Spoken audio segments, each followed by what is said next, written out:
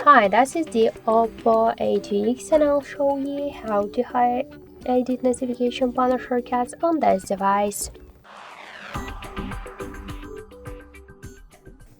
So let's open first the control panel and find here all of the options.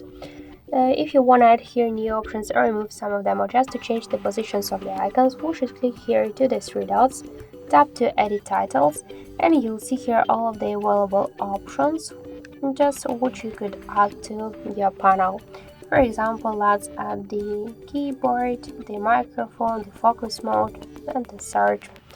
Just as you could see, that's all simple. To remove some of these options by the same way, you should click to this red minuses. And to reset the changes, tap on the right upper corner to these dots and tap to reset, or if you wanna save the changes, just click to go back, and that's it. So thank you for watching, and if you like this video, leave thumbs ups and subscribe.